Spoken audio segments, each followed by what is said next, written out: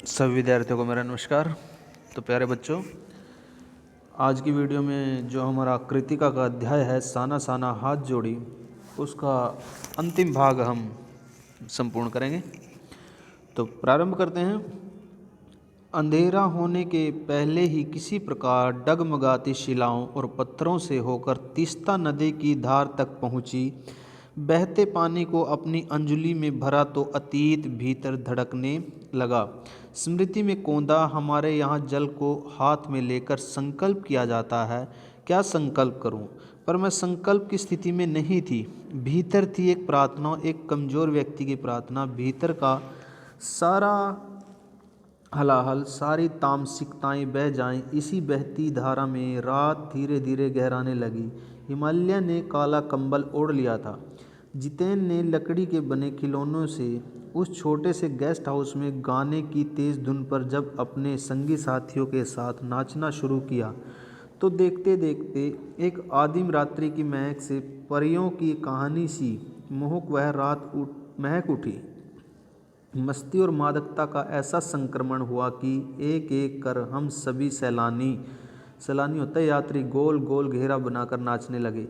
मेरी 50 वर्षीय सहेली मणि ने कुमारियों को भी मात करते हुए वो जानदार नृत्य प्रस्तुत किया कि हम सब अवाक उसे देखते ही रह गए।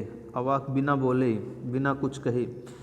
कितना आनंद भरा था उसके भीतर। कहाँ से आता था इतना आनंद? लायुंग की सुबह बेहद शांत और सुरम्य, तीस्ता नदी की शांत धारा के समान ही कल कल कर बहती हुई।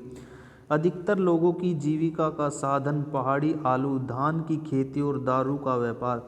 सुबह मैं अकेले ही टहलने निकल गई थी। मैंने उम्मीद की थी कि यहाँ मुझे बर्फ़ मिलेगी, पर अप्रैल के शुरुआती महीने में यहाँ बर्फ़ का एक कतरा भी नहीं था। यद्यपि हम सी लेवल 22 से 14,000 फीट की ऊंचाई पर थे। मैं बर्फ़ देखने के लिए बेचैन थी। हम मैदानों से आए लोगों के लिए बर्फ़ से ढके पहाड़ किसी जन्नत से कम नहीं होते। वहीं पर घूमते हुए एक सिक्किमी नवयुवक ने मुझे बताया कि प्रदूषण के चलते स्नोफॉल लगातार कम होती जा रही है, पर यदि मैं कटाव चली जाऊं तो मुझे वहां शर्तिया बर्फ़ मिल जाएगी। कटाव यानी भारत का स्विट्ज़रलैंड। कटाव जो कि अभी तक टूरिस्ट स्पॉट नहीं बनने के कारण सुर्खियों में नहीं आया था और अपने प्राकृतिक स्वरूप में था। कटाव जो लायुंग से 500 फीट ऊंचाई पर था और करीब 2 घंटे का सफ़र था।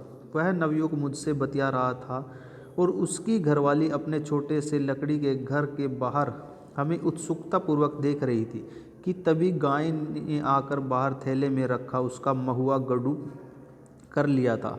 मीठी झिड़कियाँ देकर उसने गाय को भगा दिया था। उम्मीद, आवेश और उत्तेजना के साथ अब हमारा सफ़र कटाव की ओर। कटाव का रास्ता और ख़तरनाक था और उस पर धुंध और बारिश। जितेन लगभग अंदाज से गाड़ी चला रहा था। पहाड़, पेड़, आकाश, घाटियाँ, सब पर बादलों की परत। सब कुछ बादल में। बादलों को चीरकर निकलती हमारी जीप। खतरनाक रास्तों के एहसास ने हमें मौन कर दिया था और उस पर बारिश एक चूक और सब खल्लास। सांस रोके हम धुंध और फिसलन भरे रास्ते पर संभल संभल कर आगे बढ़ती जीप को देख रहे थे। हमारी सांस लेने की आवाज़ों के सिवाय आसपास जीवन का कोई पता नहीं था। फिर नज़र पड़ी बड़े बड़े शब्दों में लिखी एक चेतावनी पर, if you are married divorce speed. थोड़ी ही दूर आगे बढ़े कि फिर एक चेतावनी, दुर्घटना से देर भली सावधानी से मौत टली। करीब आधे रास्ते बाद धुंध छटी और साथ ही सृष्टि और हमारे बीच फैला सन्नाटा भी हटा। नार्गे उत्साहित होकर कहने लगा, कटाव हिंदुस्तान का स्विट्ज़रलैंड है। मेरी सहेली मणि स्विट्ज़रलैंड घूम आई थी। उसने तुरंत प्रतिवाद किया, नहीं, स्विट्ज़रलैंड भी इतनी ऊंचाई पर नहीं है और न ही इतना सुंदर। हम कटाव के करीब आ रहे थे क्योंकि दूर से ही बर्फ़ के से ढके पहाड़ दिखने लगे थे। पास में जो पर्वत थे वे आधे हरे काले दिख रहे थे। लग रहा था जैसे किसी ने इन पहाड़ों पर पाउडर छिड़क दिया हो। कहीं पाउडर बची रह गई हो और कहीं वह धूप में बह गई हो। नार्गे ने उत्तेजित होकर कहा, देखिए, एकदम ताज़ा बर्फ़ है। लगता है रात में गिरी है यह बर्फ़। थोड़ा और आगे बढ़ने पर अब हमें पूरी तरह बर्फ़ से ढके पहाड़ दिख रहे थे, साबुन के झाग की तरह सब ओर गिरी हुई बर्फ़। मैं जीप की खिड़की से मुंडी निकाल निकाल कर दूर दूर तक देख रही थी। चांदी से चमकते पहाड़। एकाएक जितेन ने पूछा, कैसा लग रहा है? मैंने जवाब दिया, राम रोछो। वह उछल पड़ा, अरे यह नेपाली बोली कहाँ से सीखी? अपनी भाषा के गर्व से उसकी आंखें चमक उठी, चेहरा इतराने लगा और तभी किसी चमत्कार की तरह हल्की हल्की बर्फ़ एकदम महीन महीन मोती की तरह गिरने लगी। तिमरो माया सेंधे मलाई सताऊछ, तुम्हारा प्यार मुझे सदैव रुलाता है। चहु और बिखरी यह बर्फीली सुंदरता जितेन के मन पर भी थाप लगाने लगी थी। प्रेम की झील में तैरते हुए झूम झूम गाने लगा था वह। हम सभी सैलानी उस जीप से उतरकर बर्फ़ पर कूदने लगे थे। यहाँ बर्फ़ सर्वाधिक थी, सर्वाधिक सबसे अधिक। घुटनों तक नरम नरम बर्फ़, ऊपर आसमान और बर्फ़ से ढके पहाड़ एक हो रहे थे। कई सैलानी बर्फ़ पर लेटकर हर लम्हे की रंगत को कैमरे में कैद करने में लगे थे। मेरे पाँव इन झन करने लगे थे, पर मन वृंदावन हो रहा था। भीतर जैसे देवता जाग गए थे। ख्वाहिश हुई कि मैं भी बर्फ़ पर लेटकर इस बर्फीली जन्नत को जी भर देखूं, पर मेरे पास बर्फ़ पर पहनने वाले लंबे लंबे जूते नहीं थे। मैंने चाहा कि किराए पर ले लूं, पर कटाऊ युमथांग और झांगू लेक की तरह टूरिस्ट स्पॉट नहीं था। इस कारण यहाँ झांगू की तरह दुनिया भर की तो क्या एक भी दुकान नहीं थी। खैर, दनादन फ़ोटो खिंचाने की बजाय मैं उस सारे परिदृश्य को अपने भीतर लगातार खींच रही थी, जिससे महानगर के डार्क रूम में इसे फिर देख सकूं। संपूर्णता के उन क्षणों में यह हिम शिखर मुझे मेरे आध्यात्मिक अतीत से जोड़ रहे थे। शायद ऐसी ही विभोर कर देने वाली दिव्यता के बीच हमारे ऋषि मुनियों ने वेदों की रचना की होगी, जीवन सत्यों को खोजा होगा, सर्वे भवन्तु सुखिनः का महामंत्र पाया होगा।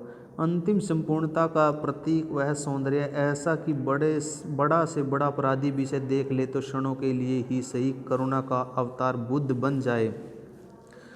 और तभी दिमाग में कौंधा कि मिल्टन ने ईव की सुंदरता का वर्णन करते हुए लिखा था कि शैतान भी उसे देखकर ठगा सा रह जाता था और दूसरों का अंगमल करने की वृत्ति भूल जाता था। मैंने मणि से पूछा, क्या उसने पढ़ी है मिल्टन की वह कविता? पर मणि उस समय किसी दूसरे ही सवाल से जूझ रही थी। वह एक दार्शनिकों की तरह कहने लगी, ये हिमशिखर जल स्तंभ हैं पूरे एशिया के।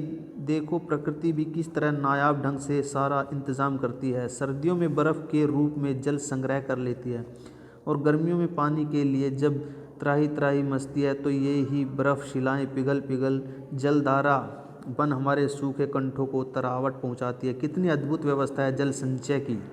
मणि ने अभिभूत हो माथा निवाया। जाने कितना ऋण है हम पर इन नदियों का, हिम शिखरों का। संसार कितना सुंदर, स्वप्न जगाते उन लम्हों में मैंने सोचा। पर तभी उदासी की एक झीनी सी परत मुझ पर छा गई। उड़ते बादलों की तरह पत्थर तोड़ती उन पहाड़ियों का ख्याल आ गया। आत्मा की अनंत परतों को छीलता हुआ हमारा यह सफ़र थोड़ा और आगे बढ़ा कि तभी देखा इक्की दुक्की फौजी छावनियाँ। ध्यान आया, यह बॉर्डर एरिया है, थोड़ी दूर पर ही चीन की सीमा है। एक फौजी से मैंने कहा, इतनी कड़कड़ाती ठंड में? उस समय तापमान -15 डिग्री सेल्सियस था। आप लोगों को बहुत तकलीफ होती होगी। वह हंस दिया, एक उदास हंसी। आप चैन की नींद सो सके इसलिए तो हम यहाँ पहरा दे रहे हैं। फेरी भेटुला, फिर मिलेंगे, कहते हुए जितेन ने जीप चालू कर दी। थोड़ी देर बाद ही फिर दिखी एक फौजी छावनी जिस पर लिखा था, we give our today for your tomorrow. मन उदास हो गया, भीतर कुछ पिघलने लगा। महानगर में रहते हुए कभी ध्यान ही नहीं आया कि जिन बर्फीले इलाकों में वैशाख के महीने में भी 5 मिनट में ही हम ठिठुरने लगे थे, हमारे ये जवान पोष और माघ में भी, जबकि सिवाय पेट्रोल के सब कुछ जम जाता है, तैनात रहते हैं। और जिन संकरे घुमावदार और खतरनाक रास्तों से गुजरने भर में हमारे प्राण कांप उठते हैं, उन रास्तों को बनाने में जाने कितनों के जीवन अपनी मियाद के पूर्व ही खत्म हो गए हैं। मेरे लिए यह यात्रा सचमुच एक खोज यात्रा थी। पूरा सफ़र चेतना और अंतरात्मा में हलचल मचाने वाला था। बहरहाल अब हम लायुंग वापस लौटकर फिर युमथांग की ओर जितेन कुछ दिन पूर्व ही नेपाल से ताज़ा आया था। युमथांग की घाटियों में एक नया आकर्षण और जुड़ गया था, ढेर प्रियता और रोडोडेंड्रों के फूल। जितेन बताने लगा, बस 15 दिनों में ही देखिएगा पूरी घाटी फूलों से इस कदर भर जाएगी कि लगेगा फूलों की सेज रखी हो। यहाँ रास्ते अपेक्षाकृत चौड़े थे, इस कारण खतरों का एहसास कम था। इन घाटियों में कई बंदर भी दिखे, कुछ अकेले तो कुछ अपने बाल बच्चों के साथ। बहरहाल घाटियों, वादियों, पहाड़ों और बादलों की आंख मिचौली दिखाती पहाड़ी कबूतरों को उड़ाती हमारी जीप जब युमथांग पहुंची तो हम थोड़े निराश हुए। बर्फ़ से ढके कटाव के हिम शिखरों को देखने के बाद युमथांग थोड़ा फीका लगा और यह भी एहसास हुआ कि मंजिल से कहीं ज़्यादा रोमांचक होता है मंजिल तक का सफ़र। बहरहाल युमथांग में चिप्स बेचती एक सिक्किमी युवती से मैंने पूछा, क्या तुम सिक्किमी हो? नहीं, मैं इंडियन हूँ, उसने जवाब दिया। सुनकर बहुत अच्छा लगा। सिक्किम के लोग भारत में मिलकर बहुत खुश हैं। जब सिक्किम स्वतंत्र रजवाड़ा था तब टूरिस्ट उद्योग इतना नहीं फला फूला था। हर एक सिक्किमी भारतीय आबो हवा में इस कदर घुल मिल गया है कि लगता ही नहीं कभी सिक्किम भारत में नहीं था। जीप में बैठने को हुए कि एक पहाड़ी कुत्ते ने रास्ता काट दिया। मणि ने बताया, ये पहाड़ी कुत्ते हैं, ये भौंकते नहीं, ये सिर्फ चांदनी रात में ही भौंकते हैं। क्या विस्मय और अविश्वास से मैं उसे सुनती रही।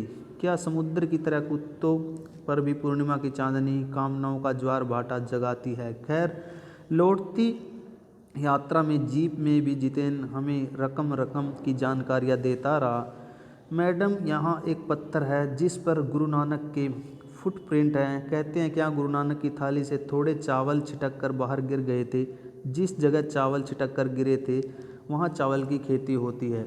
करीब 3-4 किलोमीटर बाद ही उसने फिर उंगली दिखाई। मैडम, इसे खेदुंग कहते हैं। यह पूरा लगभग 1 किलोमीटर का एरिया है।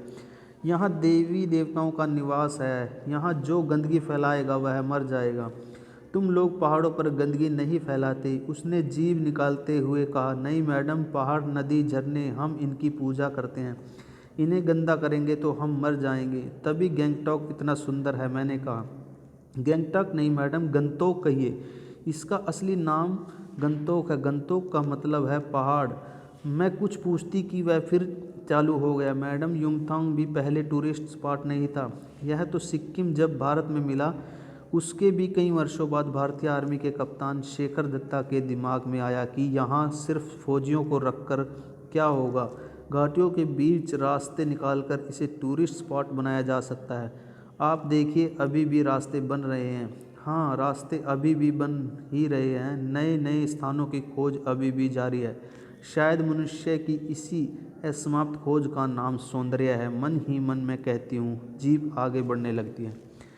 तो आज की वीडियो में ये हमारा अध्याय जो है वो संपूर्ण होता है। सभी विद्यार्थी इसको अच्छी तरह से याद करेंगे, उसको पढ़ेंगे। धन्यवाद।